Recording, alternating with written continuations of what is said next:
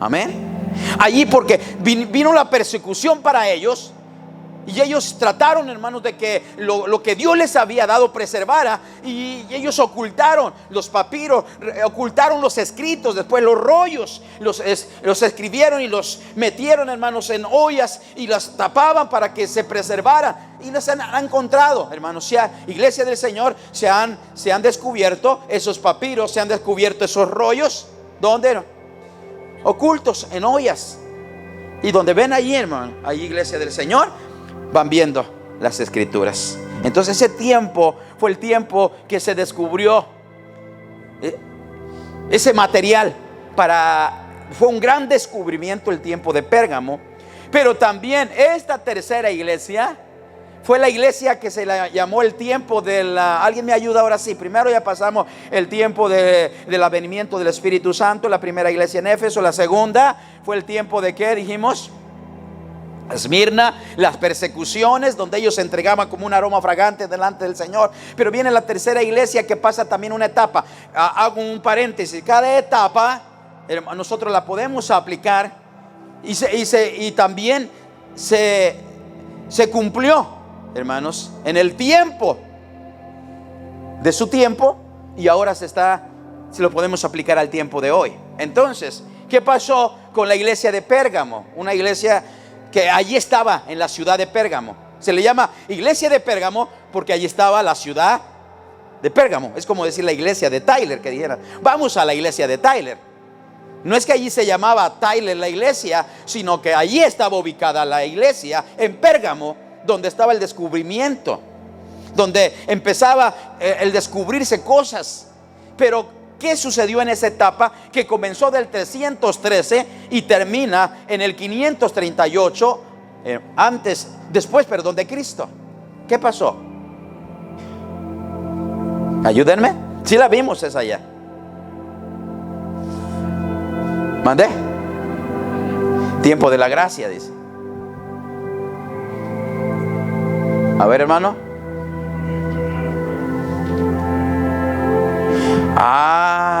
Es cuando la iglesia cesa la persecución. Es el tiempo donde la iglesia ya no es perseguida. Se levanta un emperador llamado Constantino, y él dijo: ¿cómo me voy a ganar yo el aprecio de los cristianos? No se pudo con fuerza, no se pudo matándolos. Ellos siguen existiendo y su fe sigue creciendo, su fe sigue adelante y nadie los puede detener. Bueno, él dijo: si el enemigo no lo se puede vencer, hay que hacerse amigo del enemigo. Y en otras palabras, los hizo creer que él era simpatizante, que también él era ¿qué? Cristiano, para poder ganarse el afecto. Y él dijo: no más las guerras. ¿A quién no le gusta que no haya guerras, hermanos? ¿Le gustan las guerras? Menos en casa, ¿verdad? Son las peores, ¿verdad? Amén. ¿A quién no le gustaría cuánto tiempo llevaban de persecución? ¿Se acuerda cuánto les dije? ¿Cuánto tiempo llevaron de persecución? Más de 200 años de persecución. Y ahora se levanta un nuevo emperador y le dice: no más persecución. Y empiezan a oír el edicto y todos no podían creer, me imagino, no lo dice. Déjenme imaginar que todos en las familias decían: no puedo creer lo que el emperador está diciendo, Constantino. Oiga, llegaron a mis oídos que dijo que ya no va a haber más persecución. Y se empezó a hermanos, a extender por todas partes que ya no iba a haber persecución. Y lo hizo oficialmente, lo hizo Constantino, diciendo: no más guerras para los cristianos, no más persecución. Yo también me gusta el cristianismo. ¿Y sabe qué hizo, hermanos? Simpatizó con el cristianismo. A este tiempo de la historia, nosotros le podríamos llamar la historia más bonita de la paz. A esta historia le podríamos llamar: hasta el fin tenemos paz. Hasta el fin diría la iglesia de Pérgamo, hasta el fin la iglesia, oiga, que no hubiera querido la iglesia que pasó primero, la iglesia de Esmirna, no tener persecuciones, pero algunos habían sobreexistido y ahí dije, por favor, por fin tenemos paz. Qué bueno, Dios nos está ayudando para que tener paz. Aparentemente nosotros calificaríamos que fue la mejor época, donde duró por lo menos desde el 313 al 538, más de 200 años duró ese tiempo de paz, que ya no había persecución para los cristianos. Pero irónicamente podemos decir que fue uno de los periodos peores para la iglesia. ¿Alguien me quiere decir por qué fue uno de los periodos peores de la iglesia? A ver, hermanos. A ver, amadito. ¿Cómodos? ¿Cómo? Entró la idolatría. Amén. ¿Sabe qué fue el tiempo por su comodidad? Por no tener un aguijón, por no tener algo que le doliera, que algo que le estuviera ahí diciendo ahora clama a Dios. Fue el tiempo de la apostasía de la iglesia, no de los paganos. No, estamos hablando de la iglesia. ¿La iglesia qué? Apóstata. ¿Qué es la iglesia apóstata?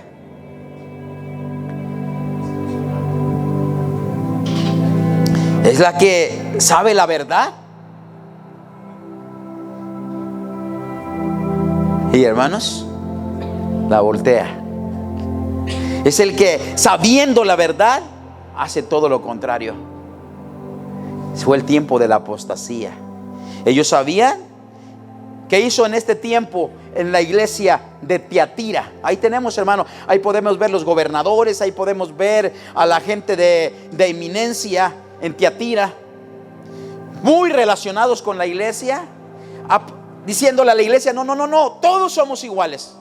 ¿Sabe a qué se suena eso? Al ecumenismo, ¿verdad? Hoy, en el tiempo de hoy.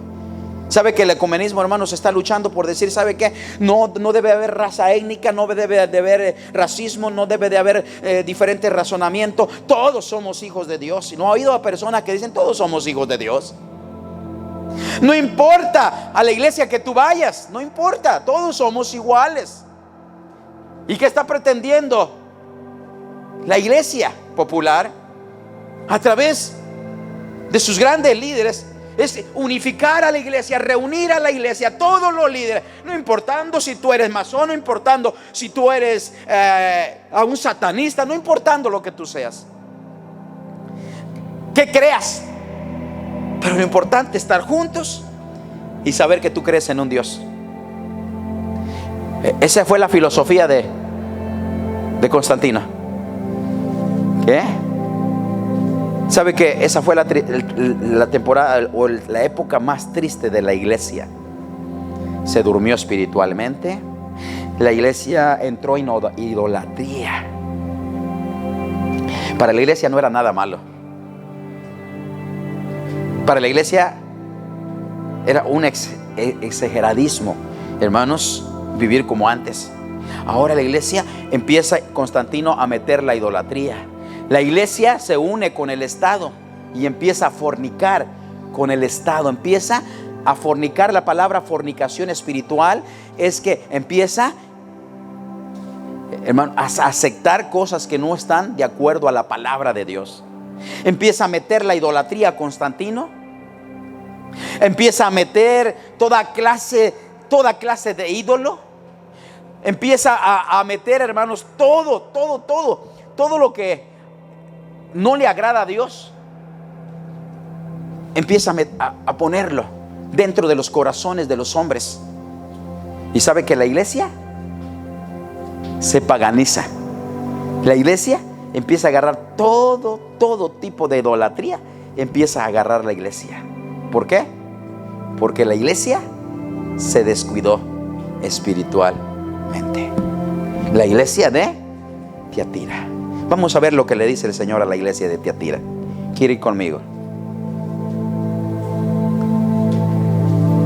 Gloria a Dios. Vaya conmigo a la iglesia de Tiatira. Vaya a la Biblia conmigo. Amén. Gloria a Dios. Capítulo 2. Ya lo tiene, yo sé que ya lo tiene ahí. Aleluya.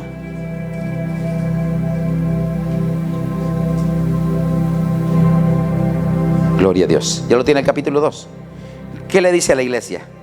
¿Quiere leerlo conmigo? ¿Alguien lo quiere leer? ¿Qué le dice en el primer?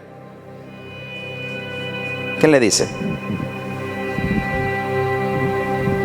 Oh, siempre empieza así, siempre así empieza el Señor. Dice el versículo 18, ¿verdad? Capítulo 2, versículo 18. Escribe al ángel de la iglesia en Tiatira. El Hijo de, ahí hermanos se presenta como el Hijo de Dios. El que tiene ojos como, ¿qué dice? De llama, de fuego, y pies semejantes al bronce bruñido. Dice esto. ¿Qué dice, hermanos? ¿Qué dice, iglesia del Señor? Yo conozco tus obras y amor, fe, servicio y tu paciencia, y que tus obras postreras son mejor que las primeras. ¿Qué hace el Señor allí? Reconoce, como siempre, el trabajo, la labor de la iglesia. Porque a pesar de que la iglesia se había paganizado, la iglesia había entrado el mundo a la iglesia a través de toda la idolatría, a través de toda la costumbre que le estaba poniendo Roma. Se había casado con Roma y tomando todo lo que Roma, todas las costumbres, la idolatría que traía Roma, hermano, grandísimo. ¿Qué hace? Muchos de ellos no aceptaron la idolatría, no aceptaron lo que Roma les estaba ofreciendo. Y por eso dice aquí, hermano, pero yo conozco las obras. Amén. Yo conozco tus obras, tu paciencia. Amén. Gloria a Dios. Dice, escribe, yo conozco el versículo 9, tus obras y amor. Tenía amor y fe y servicio y tu paciencia. Cosas muy bonitas que tenía la iglesia, hermanos. ¿De quién? La iglesia de Tiatira. ¿Tenía qué? ¿Cuál es lo primero que tenía? Amor. ¿Qué más? No, primero tenía obras, ¿verdad? Y luego, sigamos, y luego, paciencia. ¿Y qué más? Y tus obras postreras serán mejor que las primeras. Pero vamos a ver que entonces, a pesar de que la iglesia se había paganizado, siempre hay un grupo de personas que se mantienen fiel. ¿Cuánto le damos la gloria al Señor? Porque siempre hay un remanente que permanece fiel. ¿Y cuánto de lo que estamos aquí queremos ser de ese remanente? Gloria a Dios, que siempre permanezcamos fiel. Aleluya. Démosle la gloria al Señor. Pero viene ahora sí la palabra. La iglesia había dicho, ya la hicimos. La iglesia dijo, gloria a Dios, alabado sea el Señor. Ya lo hicimos. Pero en el siguiente, siguiendo el mensaje, el Señor le dice, pero, ese pero es una conexión. La palabra pero es una conexión de lo que ya dijo, ¿verdad? Cuando usted dice pero, está conectando lo que ya dijo al principio. Hijo, todo lo hiciste bien, pero te faltó esto. Hijo, hiciste todo, pero no hiciste esto. Y cuando a nosotros nos dicen pero, ¿qué decimos? No le gustó, no, faltó. Entonces la palabra pero es una conexión de lo que ya se dijo, para volver otra vez a conectar. Y le dice, pero todo lo que ya te dije, tengo algunas que dice, ¿qué dice allí? Pero, ¿qué dice? Tengo unas. En otra le dijo, tengo unas cosas. En otra iglesia, a esta le dice, pero tengo unas pocas cosas contra ti, que toleras que esa mujer Jezabel, que se dice profetiza, enseñe y seduzca a mis siervos a fornicar y a comer cosas sacrificadas a los ídolos. ¿Alguien sabe? ¿Alguien ha estudiado y ha leído la vida de Jezabel? ¿Alguno ha oído, hermanos, quién fue Jezabel? ¿Nadie? Ay, Señor.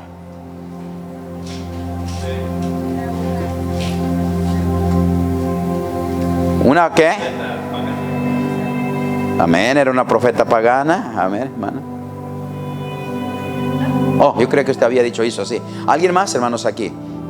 Si ha estudiado la vida de Jezabel. Jezabel, claro, lógico, una mujer. Sí, nos dice la palabra del Señor que se casó con uno de los reyes. Amén. Jezabel se casó con uno de los reyes y ella era una mujer idólatra. Amén. Por eso aquí le dice, ¿sí? En Primera de los Reyes 16:31 se encuentra la historia que Jezabel se casa con Acab. Acab se casa. ¿Y qué hace? Vamos a leerlo, hermanos. Primero de Reyes, su capítulo 16, versículo 31. El que lo tenga rápido nos lo ponen allí. Amén. Dice, pero tengo unas cosas que, bueno, esos, pero vamos a ver primero de los Reyes. Amén. Capítulo 16, versículo 31. ¿Lo pueden leer conmigo? ¿Cómo dice, hermanos? A ver, jóvenes, a ver, ayúdenme. ¿Cómo dice ahí?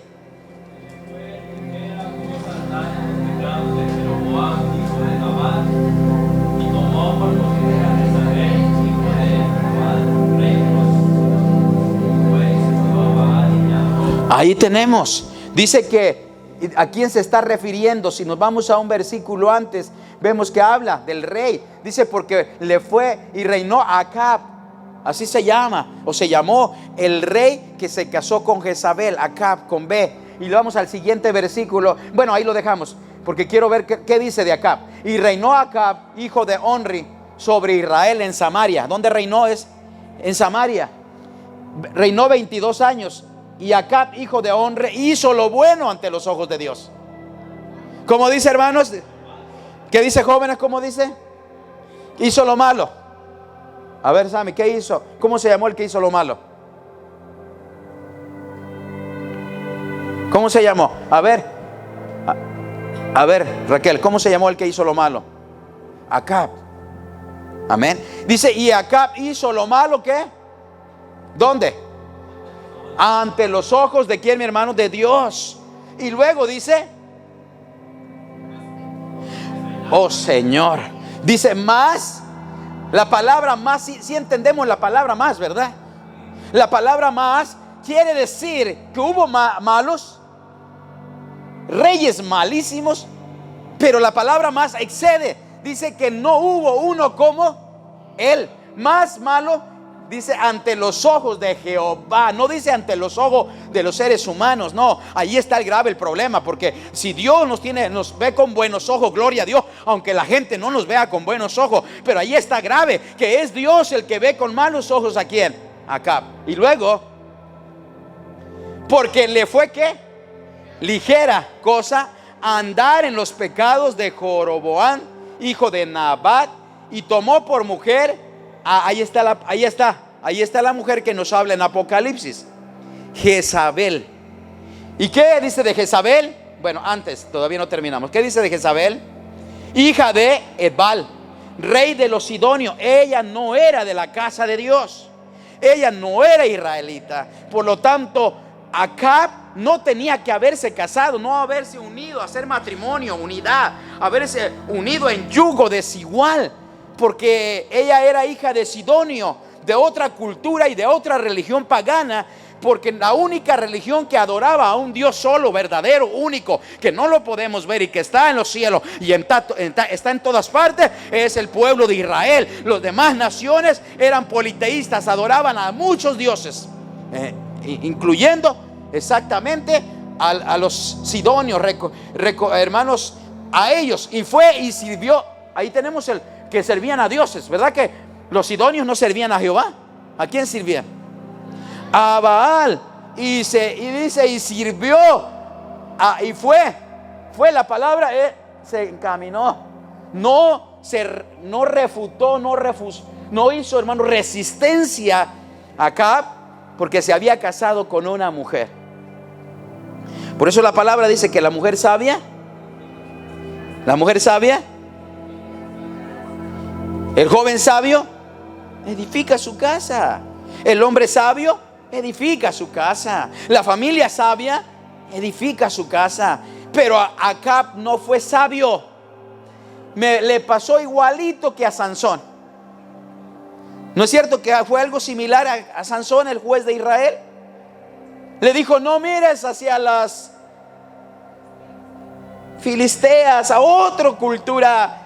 Tú tienes, hay muchachas, hay jóvenes que aman a Dios, al único. No mezcles con el paganismo. ¿Y qué hizo Sansón?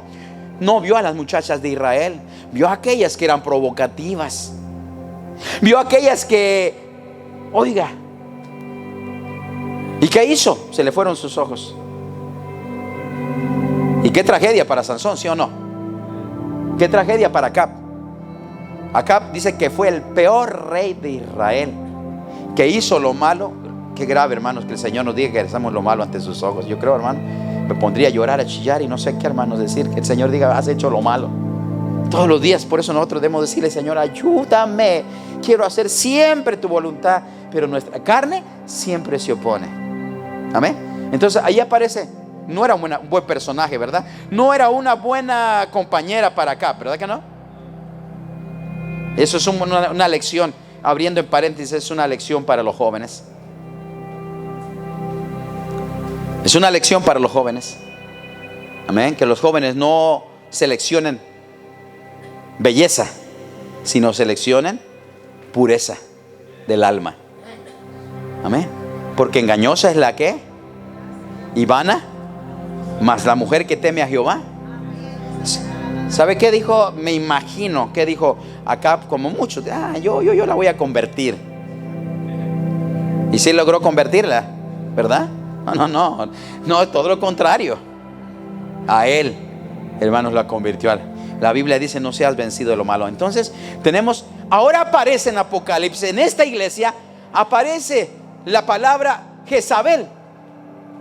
No quiere decir, hermanos, estrictamente que era Jezabel, hermanos, la que estaba en Apocalipsis, porque no hay hombre que sea tan longevo o que tenga longevidad hasta ese tiempo, hermano. No. Estaba hablando de la doctrina, no, más bien la filosofía, el paganismo que tenía Jezabel. Ese espíritu de maldad había entrado también, hermanos, a la iglesia.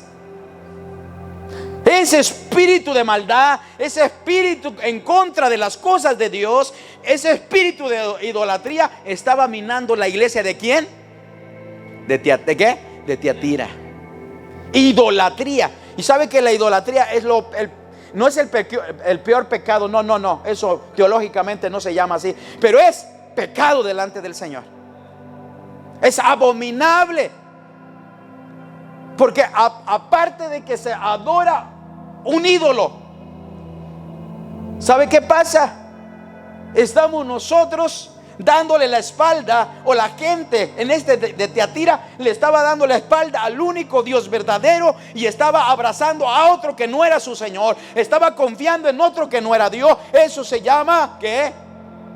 Apostasía, se llama adulterio, fornicación espiritual. Sabiendo que tenemos que adorar al único Dios verdadero, nosotros nos volvamos idólatras, como hizo Acab. Eso estaba pasando en la iglesia de Tiatira. ¿No es cierto que estaba grave la iglesia de Tiatira? A pesar de que tenía paciencia, tenía amor y amaba mucho. Muchas personas piensan que tener dones, que tener ministerios, nosotros ya, hermanos, la estamos haciendo. No, esos dones no se les quita a nadie. Usted me podrá decir: hermano, pero mira, anda afuera, anda perdido, y mira, o anda haciendo cosas que no están bien, y ora, o Dios no quita los dones. Dice que los dones, hermanos, Dios no los quita. Él no quita lo que te da, pero tú le vas a dar cuentas a Dios. Pero los dones no nos salvan. Usted puede ver a personas hablando en lengua y no quiere decir que salva. Usted puede haber, hermano, gente con dones sanando. Allá en aquel día le van a decir: Señor, en tu nombre. Porque ellos creían que ese era el signo de ser salvo. En tu nombre, ¿qué? Hablamos nuevas, ¿qué? Lenguas. En tu nombre pusimos la mano sobre los enfermos. No es signo de salvación. Es un don que Dios nos da y que no nos lo quita, a pesar de que nosotros nos desviemos. Pero ¿sabe qué? Estaba viviendo la peor época por no tener algo que le estuviera doliendo a la iglesia. Por eso a Pablo le dijo: Pablo dice, ¿cuántas veces le dijo al Señor? Señor, ¿cuántas veces le pidió Pablo que le quitara ese aguijón? ¿Sí se acuerda? 3, 4, 5, 20 veces. ¿Cuánto decían? Se los voy a llevar que ustedes lo estudien en el libro de los Hechos al final. Él dice, Señor, ¿cuántas veces te he pedido que me quites este aguijón? Y el Señor le dice, Pablo, bástate mi gracia, porque a través de ese aguijón, de esa debilidad, tú eres mi siervo. Porque si no tuvieras esa debilidad, no tuvieras ese aguijón que te hace sumirte en mi presencia, tú serías un arrogante, serías alguien que no me estuviera sirviendo. Y no es cierto, hermano, siempre el Señor nos deja algo para que nosotros le alabemos, le exaltemos, porque no es bueno que digamos, oh, paz, paz, todo paz, y todo nos vaya bien. Y cuando todo nos va bien, sabe que el hombre así es, cuando todo nos va bien, lo primero que hacemos, nos volvemos conformistas en las cosas de Dios. Cuando todo nos va bien, nosotros nos confiamos. Usted se mete en ayuno y oración y dice gloria a Dios, y el Señor le da victorias y victorias. Llega un momento que dice ya todo está bien, y usted dice yo estoy bien espiritualmente. Oh, gloria a Dios. Dejamos de orar, dejamos de buscar al Señor, dejamos de tener la comunión unos a otros, dejamos, hermanos, de vivir una vida en santidad, dejamos de tener ese dinamismo en el Señor y ya no oramos. Viene el enemigo y se da cuenta que en la paz, oh, Él puede, en la paz, en la calma, Él puede hacer algo en nosotros porque nos estamos descuidando. La paz muchas veces nos trae el descuido. Es mejor que estemos activos en la obra del Señor y que algo nos esté allí. Yo por eso cuando le digo, Señor, ay, aquí, Señor, es que tú, Señor, quieres que adorado sea tu nombre, Señor.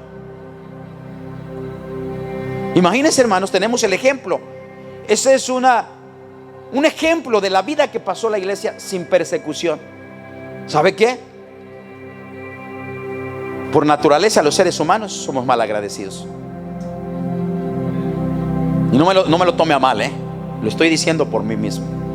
Por naturaleza los seres humanos somos mal agradecidos. ¿Cuál hubiera sido la postura de la iglesia, hermanos, en tiempo de que no había persecución ya? Oiga, dale la libertad al Señor, adorarle, las puertas abiertas para adorarle. Pero, hermanos, empezó a dormir la iglesia y empezó, hermanos, a meterse toda clase de pecados y de idolatrías, sobre todo, hermanos, en la iglesia de Tiatira. ¿No es cierto que eso puede, aplicándolo al tiempo de hoy, no es cierto que si nosotros nos descuidamos espiritualmente en nuestro hogar, en nuestra propia vida, pueden entrar toda clase de cosas que nosotros no nos percibimos, y cuando ya las tenemos nos está gustando ya. Ya somos, ¿qué? Presa de ello. Ellos no creen que comenzó la idolatría de la noche a la mañana. No, poco a poco el enemigo fue envolviéndolos a través del imperio romano, a través de Constantino. Tiempo donde no había persecución, tiempo donde era paz, tiempo donde todo estaba bien. Amén. ¿Cómo la ve? Por eso, hermanos, nosotros decimos que el Señor nos da la prueba, pero junto con la prueba nos manda la salida.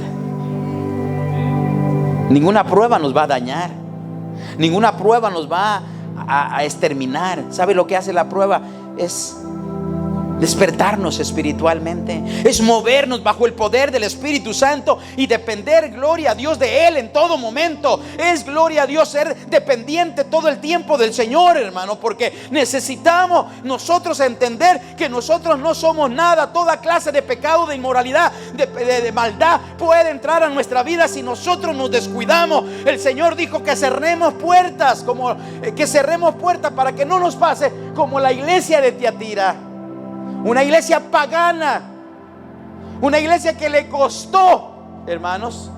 El Señor le dice: tienes a Jezabel. Jezabel representa fornicación, idolatría, paganismo. En la iglesia de Tiatira todo eso había.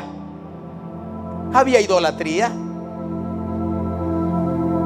No era nada, no todo era malo para la iglesia de Tiatira. Cuando en la iglesia perseguida, la iglesia anterior se mantenía ferviente a pesar de la persecución, adorando al Señor. Eran perseguidos y decían: Señor, danos fortaleza. Y al primero que nos encontremos, sabe que se encontraban disfrazados, soldados romanos disfrazados de judíos o de personas que no eran judías, y ellos les hablaban la palabra y caían en la trampa. Pero yo decía, de todas maneras, Dios es glorificado.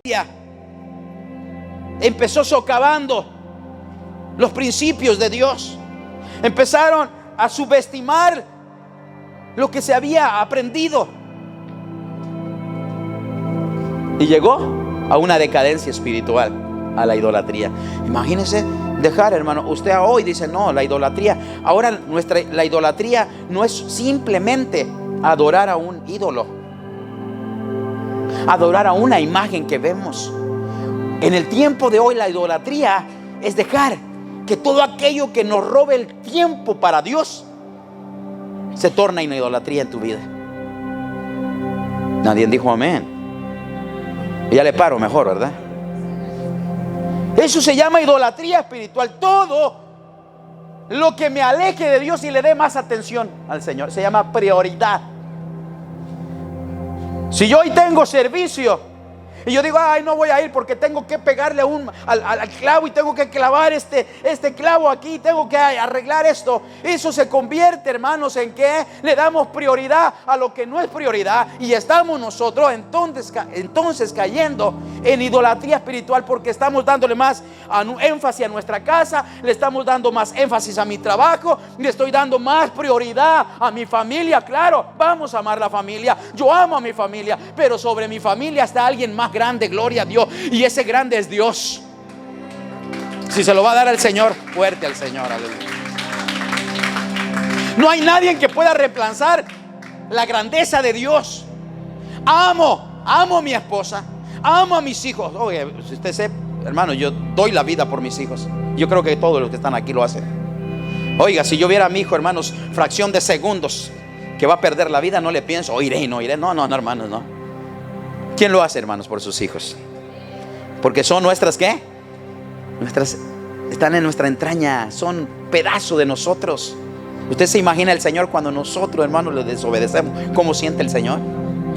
¿Se da cuenta cómo el Señor se siente triste, llora, y Él nos espera con los brazos abiertos? Él nunca nos va a destruir, Él nunca nos va a abandonar y nos va a decir, no, como pecaste, como te hiciste idólatra, como le fallaste.